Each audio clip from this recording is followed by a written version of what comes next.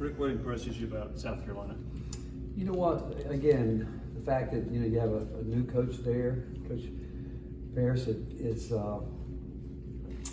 building his program in terms of the effort he's getting his guys to play with and trying to get them to max out each possession. And it's always difficult when you go into different jobs because some situations are ahead of others. But I think in a short time he's doing everything he possibly can to do a great job trying to build his culture. What do you think of G.G. Jackson? Obviously a terrific. Again, there's a great get for him right off the bat to go and be able to flip him in the recruiting process and get him to stay home and go to South Carolina. And he's a guy that can create. They look for him to do a lot of that, and he gets out in the open court or he gets the ball. I've watched him obviously many years through while he was in high school, and he's an explosive player that can really get going. Do you anticipate Josiah being able to go again tomorrow? Yeah. He probably wanted to practice more yesterday than we allowed him to, but obviously I said after game we're going to have to manage him throughout the whole year because he's that important to us that we need to make sure that we can have him every game. How much does his return help Julian, just in terms of Josiah being on the court with him, but also probably freeing up some space for Julian as well? Yeah, I think Joe will help Julian a lot with just being out there, being able to talk to him and see the game the way Joe sees it with Santi. Those guys do see it, and Zakai. And I see Julian really making a much, he's a freshman that came in and had a lot put on him because of Josiah not being ready to play. A lot of that went to Julian, and I thought he handled it well. I do think he got tired, and which is normal for freshmen because of the high-level games we were in early. It took a toll, but I can see now he's coming out of it. I can tell by watching him in practice, watching what he does, and I can see him getting himself on a roll here. What do you see from him that tells you he's coming out of it? One, defensively, he's much more inclined. I think he's really trying to think the game. And not just young guys. I can say it for older guys too. Cardio toughness is a big thing. And learning how to play hard. And the one thing I really love about this team, we as a staff love about this team, is they really do, for the most part, give us max effort on the defensive end, and then you go back and with the things that we try to do offensively, it's hard. And if you're not real tough-minded with your cardio, it can break you down. But I see him improving there a lot. And it's not that players don't want to do it; it's just that it's all new to them. And so much is new to him right now. But he's got a wonderful attitude, and he keeps working. And I know the best part is that he really wants to be better.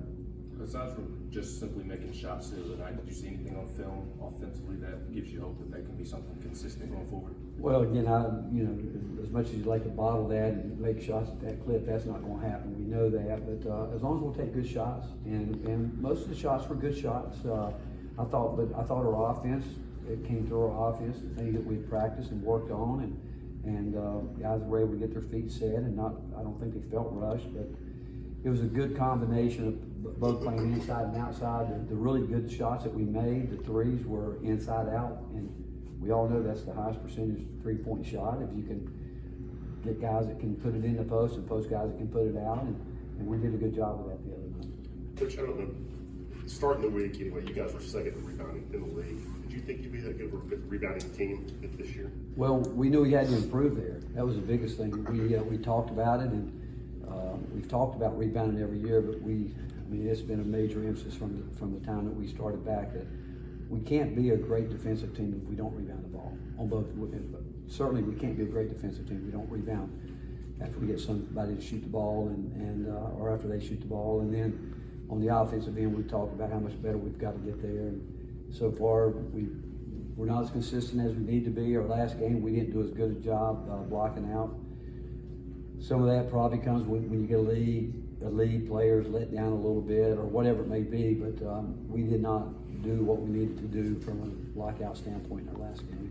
With Josiah, how important is it to limit him in practice in order to keep him healthy, but also practice him enough to get him into game shape? It's a fine line, but I think it's a little bit easier. Well, actually a lot easier with an older guy. You think about it, Josiah through his time here has put in more practices than any of these younger guys. And the system is in place. He knows the system like the back of his hand, and he's alert. You know, he's a very cerebral player, and when he's on the side, you know, he's getting his work done. But I can assure you, everything that he hears going on, he's listening to it. Okay. Julian Phillips is one of 2 players on the team that, as a primary defender, is holding the opponent to less than 20% shooting. How unusual is that for a freshman? Well, the great thing about it, and again, you go back to numbers. I mean, so much of it is matchups too. You know, who you're matched up with. But the fact is, he's long, he's athletic, and again, I think it just shows that he's how good he can be. Because believe me, and I would say this about any guy on our team, that they can get better. I think of Santi when he first got here. Everybody in the league went after Santi, and not anymore. And I just know that Julian will continue to get better and embrace it, because these guys really demand that from each other. Has it been challenging managing rosters or managing lineups, given how many different guys have kind of been in and out of the lineup?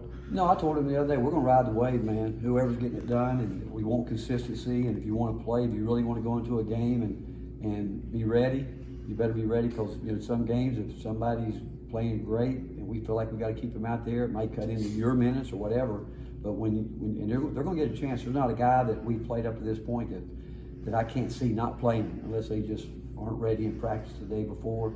But you know, I think we've got an unselfish group of guys too. But the fact is, you've got to talk about it. You know, when if guys are playing well and maybe you're expecting to go in at this point in the game and you don't, then you all at once you kind of disengage. You go out there, then you don't do what you need to do. You're going to lose minutes. And so it's we got a team, again, we don't have a selfish team. We got a group of guys that want to win, and I expect them all to be ready when they're called on. Coach, it seems like Zakai is getting better and better as the season goes on. What do you see from him? What do you think has been the key to his improvement?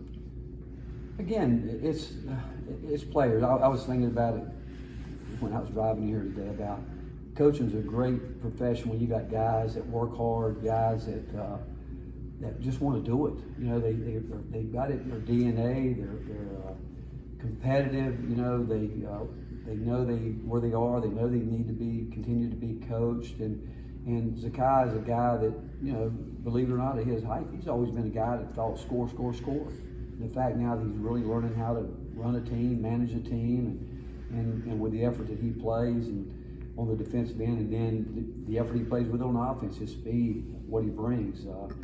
It's fun, and I would say this, I don't think he's anywhere close to what he's going to be, because as he continues to learn the game from that position, and certainly when we're out there with really 4 guards on the court and all 4 of them get going, I think it frees them all up. But the fact is, what he wants to do, he's got to become a great floor general, and he wants to do it. You seen progress from Tobe the last month since his minutes kind of picked up? Well, I've seen it in practice. That's where you see it, because and what he does. You know, that's, again, you go back and what he did. He earned our confidence. You know, because of what we saw him do every day in practice. We saw him. Seriously, I tell you guys, when you guys watch practice, you see how hard Santi and Zakai and Josiah and who else? And Jemiah Meshack go every day. Well, that's what Tobe does every day. And when a guy goes like that, it's just a matter of getting him in the right games at the right time. And when we put him in the games that we weren't even sure at times, the Maryland game, what he would do at that point in time, he was ready for the opportunity. He took advantage of it, and from that point on, we knew that he would be a factor, and that we would have to find a way to make sure that he's involved in every game. You guys are ranked second in, I think, 7 metrics-based rankings. Obviously not the case in AP or coaches. Do you make anything of that? No, I don't. You know, it's about getting better every day. You know, I'm sure analytics now, everybody's got something somewhere, but the only analytic that really matters is, can we get better today? Would you say you're surprised by Tobe's development so quickly? Am I surprised? Well, the one thing he did is, again, I'd like to take credit for it, but he's a rebounder. He's got a great knack to do it, but he loves to do it. I use the word DNA a lot. It is in his DNA, and that's what he's always done. then once we got him on the court and started showing him some things and how quickly he's skilled, he's more skilled right now than he even knows that he is. I mean, he's a skilled basketball player. He can do a lot of things out there. But once we got around him, I don't know if I would say I was surprised. I'm surprised. I probably maybe he's coming along quicker than we might have thought. But we knew this: if he would have had the chance, say John Fulkerson and a Grant Williams from day one, who knows? Because those guys got to walk right out there. He came into a situation with 3 older guys in front of him, but he kept working, kept competing, and he's earned the opportunity. And all the good things are happening to him. His line the other night, I told our post guys, I take it every night. 9 points and 6 rebounds. That we could get that from all those guys would be pretty good.